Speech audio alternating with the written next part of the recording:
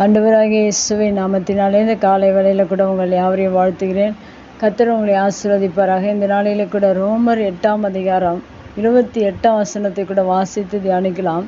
அன்றியும் அவருடைய தீர்மானத்தின்படி அழைக்கப்பட்டவர்களாய் தேவனிடத்தில் அன்பு கூறுகிறவர்களுக்கு சகலமும் நன்மைக்கு ஏதுவாக நடக்கிறது என்று அறிந்திருக்கிறோம். மிக அருமையான வேத வசனம். இந்த வசனத்தின் கடைசி பகுதியில் கூட சகலமும் நன்மைக்கு ஏதுவாக நடக்கிறது என்று சொல்லப்பட்டிருக்கிறார். மெய்யாகவே தேவனுடைய பிள்ளைகளுக்கு தேவன் சகலமும் நன்மைக்கு ஏதுவாக தேவன் நடத்தி கொடுக்கிறவராக இருக்கிறார். ஆனால் பூமியில் அநேக மனிதர்களுக்கு தீமைகள், ஒரு சில மனிதர்களுக்கு நன்மைகள் நடக்கிறது, அநேக மனிதர்களுக்கு தீமைகள் நடந்து கொண்டிருக்கிறது. இப்படிப்பட்ட சூழ்நிலை நாம் நன்மைகளை பெற்றுக்கொள்ள வேண்டும் என்றால் இந்த வேத வசனத்தில் சொல்லப்பட்டிருக்கிற 2 காரியங்களை நாம் செய்ய வேண்டும்.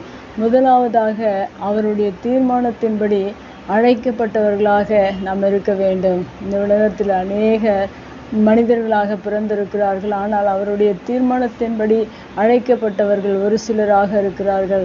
அப்படி அழைக்கப்பட்டவர்களாக இருக்கும்போது நமக்கு எல்லா காரியங்களையும் தேவன் நன்மையாக முடித்து தருகிறவராக இருக்கிறார். அது மாத்திரமல்ல, அழைக்கப்பட்டவர்களாக மாத்திரமல்ல, தேவனிடத்து நாம் அன்பு கூறுகிறவர்களாக இருக்க வேண்டும் என்று அநேகர் அழைக்கப்பட்டிருப்பார்கள். ஆனால் தேவனிடத்தில் அன்பு கூற மறந்து விடுவார்கள். தேவனால் அவருடைய தீர்மானத்தின்படி அழைக்கப்பட்டவர்களாகவும் அவரிடத்தில் அன்பு கூறுகிறவர்களாகவும் இந்த பூமியில் நாம் வாழும்போது மெய்யாகவே நமக்கு தேவன் சகலமும் நன்மைக்கு ஏதுவாக இந்த பூமியில் நம்மை நடத்துகிறவராக இருக்கிறார். இன்று அநேக நன்மைகளை எதிர்பார்த்து வாழ்கிறார்கள், ஆனால் தேவனிடத்தில் அன்பு கூற மறந்து விடுகிறார்கள்.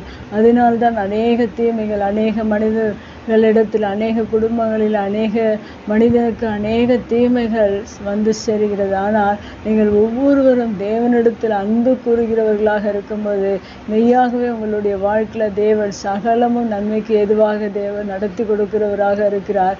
அது மாத்திரமல்ல, நாம் அவரால் அழைக்கப்பட்டு இருக்க வேண்டும். அவருடைய தீர்மானத்தின்படி, அவருடைய திட்டத்தின்படி, அவருடைய சித்தத்தின்படி நாம் அழைக்கப்பட்டவர்களாக இந்த பூமியில் இருப்போம் என்றால் மெய்யாகவே தேவன் எல்லாவற்றையும் தேவன் நமக்கு நன்மையாக செய்து முடிக்கிறவராக இருக்கிறார். இந்த 2 காரியங்களையும் உங்களுடைய வாழ்க்கையில் நீங்கள் செய்யும்போது மெய்யாகவே தேவன் உங்களை அநேக ஆசீர்வாதங்கள், அநேக நன்மைகளாக எல்லாவற்றையும் தேவன் தீமைகள் எல்லாவற்றையும் நன்மையாக மாற்றி உங்களை ஆசீர்வதித்து உங்களை உயர்த்த வல்லவராக இருக்கிறார். கண்களை முடிச்சிருக்கலாம். எங்கள் அன்பு தகப்பனே, இந்த அருமையான வார்த்தைக்காக நன்றி செலுத்துகிறோம். உம்முடைய தீர்மானத்தின்படி நீர் எங்களை அழைத்ததற்காக நன்றி செலுத்துகிறோம். இந்த அழைப்பை நாங்கள் ஆண்டவரை தொடர்ந்து உம்மிடத்தில் அன்பு கூர்ந்து எங்களுடைய வாழ்க்கையில் எல்லாவற்றையும் நன்மையாக நீர் மாற்றி கொடுக்க போகிறதற்காக நன்றி செலுத்துகிறோம். உங்களுடைய வார்த்தை கேட்கிற ஒவ்வொருடைய வாழ்க்கையிலும் நீர் எல்லாவற்றையும் சகலத்தையும் நன்மைக்கு ஏதுவாக நீர் மாற்றி கொடுக்கும்படியாக உடைய சமூகத்தில் செபிக்கிறோம்.